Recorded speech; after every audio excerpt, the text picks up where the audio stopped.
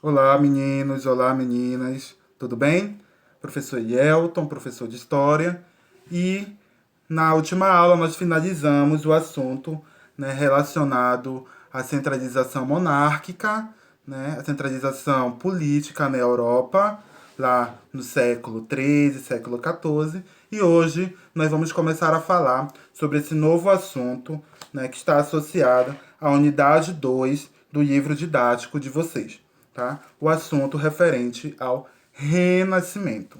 Tá ok, galerinha? Então nós vamos falar sobre esse novo conteúdo, esse novo assunto.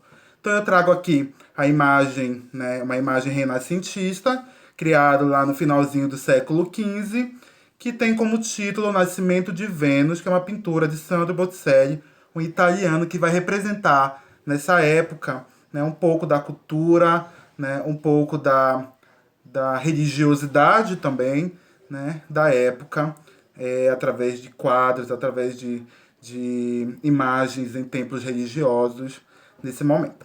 Tá ok, galerinha?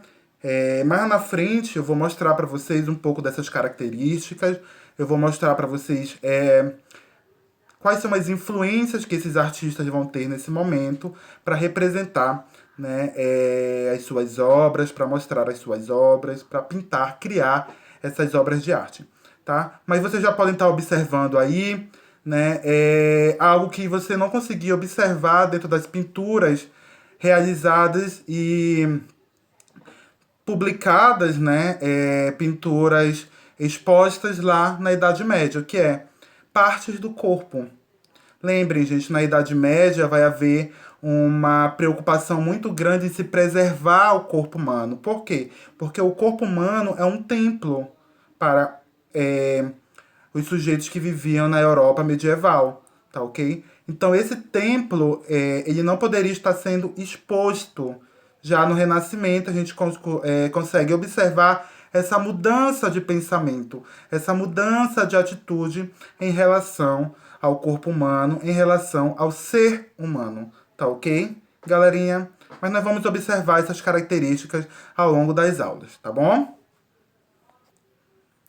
Então, o que foi o Renascimento? Né? Fala em Renascimento, Renascimento é um termo, é uma palavra, né, que sugere o quê? Sugere renascer, sugere trazer de volta. Mas trazer de volta o quê? Nós vamos ver, nós vamos observar isso um pouquinho mais lá na frente, tá? Mas vamos entender aqui que o Renascimento ele é um movimento intelectual e cultural que vai, né, trazer como principal característica um novo modo de pensar do ser humano naquela época. Tá ok, galerinha? O ser humano ele vai passar a pensar, né, e vai passar a se comportar de uma maneira diferenciada daquele ser humano lá da Idade Média. É um movimento que surge na Península Itálica, lá no finalzinho do século XIV e início do século XV, tá bom? E é um movimento, né, que vai valorizar o tempo todo a figura do ser humano. Vai valorizar o raciocínio, vai valorizar a ciência, vai valorizar o intelecto. Tá bom? Mas para a gente entender um pouco desse movimento, vamos mostrar como que a Europa ela vivenciava, né, os comportamentos, a cultura, o modo de pensar na Idade Média. Vamos recuperar essas ideias, né? Então, os estudos e conhecimentos eles eram dirigidos lá na Idade Média por quem? Pela igreja, principalmente essa igreja representada pela figura do clero católico. Nós já falamos disso. Então, eles defendiam uma visão teocêntrica. O que é uma visão teocêntrica? Eles colocavam o tempo todo a figura de Deus, né, os comportamentos, as ideologias defendidas pela igreja como centro de tudo. E todos os seres, e todo ser humano que vivenciava, que vivia na Europa medieval desse período, eles teriam que estar de acordo com as regras, de acordo com as normas estipuladas pela igreja naquele período. Nós já falamos disso, tá bom, galera?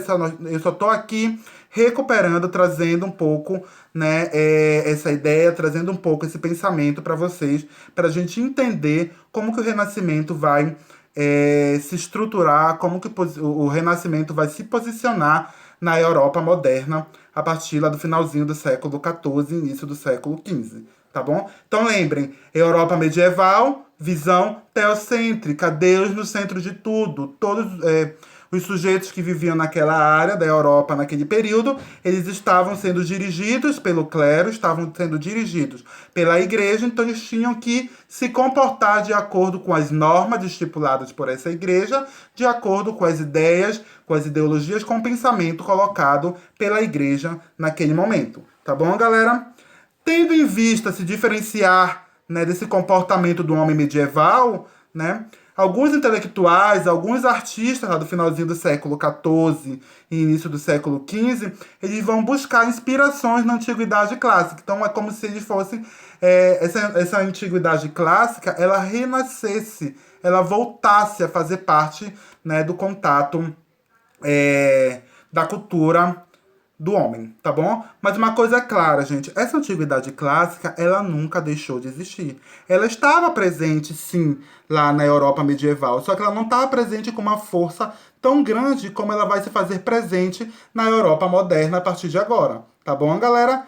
Esses cientistas, esses intelectuais, esses artistas, eles vão buscar se inspirar nessa antiguidade clássica, né, para poder desenvolver suas ideias, desenvolver sua forma de pensamento, de se colocar nesse mundo de uma maneira diferenciada daquele homem da Europa medieval. Tá bom, galerinha? Então aqui eu trago uma imagem, a imagem que traz como nome, né, a pintura do Rafael Sanzio, que traz como nome Escola de Atenas, né, que era uma escola onde diversas intelectualidades, diversos pensadores, filósofos foram formados, né, lá na Antiguidade Clássica, para representar a importância desses sujeitos, desses pensamentos, né, nesse novo modo de se comportar, nesse novo modo de pensar, né, a vida de se comportar diante da sociedade lá da Europa moderna. Tá bom, galerinha?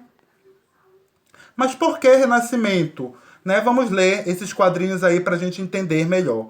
Ainda que os renascentistas desejassem fazer renascer a cultura greco-romana, o que eles de fato conseguiram foi criar um estilo artístico que, logicamente, retomava alguns valores e procedimentos da cultura greco-romana, mas que expressava algo novo, refletindo a sociedade do final da Idade Média. Né? Como eu falei agora há pouco para vocês, eles vão buscar inspiração.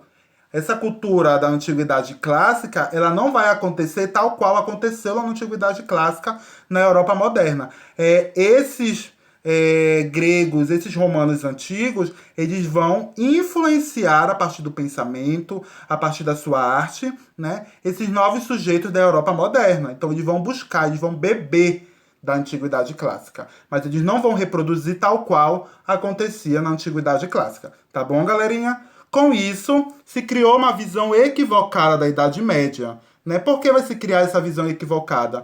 Porque nesse período, né, na Europa moderna, que nós estamos estudando, quando se fala em Idade Média, vai se falar na Idade Média enquanto um período de atraso, de trevas, né, onde o conhecimento e a cultura da Antiguidade Clássica teria desaparecido.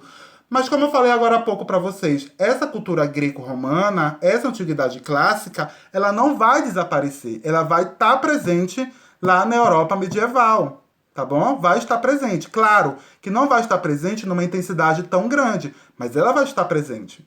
Tá bom, galerinha? Então não esqueçam, na Europa moderna, tá? Que essa imagem da Idade Média como uma imagem, como um período de atraso, como um período de trevas, né, onde o conhecimento da cultura greco-romana tinha desaparecido, tá? Vai surgir. Então, são os pensadores, os cientistas, os intelectuais da idade da Europa feudal, desculpa, gente, da Europa moderna, tá? Que vai formular essas ideias e que vai difundir essas ideias desde então. Tá bom, galerinha? Aqui eu trago uma imagem de Pietà, né? Pietà, que é uma imagem conhecidíssima, que foi criada por Michelangelo, lá por volta do finalzinho do século XV, lá em 1499, tá? Que é a representação da Virgem Maria sofrendo sobre o corpo de Cristo. Olha aí como Cristo só está coberto por um pedaço de pano, né? Ali na parte da coxa, ali cobrindo um pouco o órgão genital dele, né? Por quê, gente? Na Europa moderna, no Renascimento, né? Eles vão buscar e vão valorizar, como nós vamos ver lá na frente, quando a gente apontar essas características, né? O corpo humano. Então, nas esculturas, nas obras de arte, eles vão buscar o tempo todo a perfeição da obra de arte, né? E para mostrar essa perfeição, esse corpo humano aí deve estar o quê? Um pouco desnude, tá bom? Na Europa medieval, você não observava isso. Quando Cristo era representado, quando Maria era representada, ele era coberto, aparecendo apenas as mãos, né? Raramente os pés e do pescoço para cima. Tá bom, galerinha? O humanismo ele vai ser uma das principais características desse renascimento, dessa cultura renascentista, dessa escola, né, desse novo modo de pensar que surge na Europa, lá no finalzinho do século XIV e início do século XV. Tá? Então, o humanismo ele vai voltar-se para a busca do conhecimento sobre o ser humano, sobre a natureza, sobre a ciência, observar, ser crítico, valorizar a razão, valorizar o raciocínio lógico, diferente do que acontecia na Idade Média, que era valorizado o quê? Era valorizado a fé, era valorizado a religião, o pensamento religioso, Deus no centro de tudo. Tá ok, galera? Com a cultura renascentista, a partir dessas características, né, humanistas que vai surgir nesse período, nós vamos observar o quê? Nós vamos observar que vai haver uma diferenciação. Lembrem, gente, lá na Idade Média nós vamos observar a valorização de quem? A valorização de Deus, né? O teocentrismo. Agora não, na Europa moderna nós vamos observar quem? A valorização do homem, a valorização do raciocínio, a valorização da razão, da ciência, da investigação, da observação. E para essa valorização do homem, o homem sendo o centro de tudo, nós vamos dar o nome de antropocentrismo. Antropo, homem, e centrismo, centro. Então, o homem no centro do universo, o homem no centro de tudo. Tá bom, galerinha? Então, nós ficamos por aqui. Até a nossa próxima aula.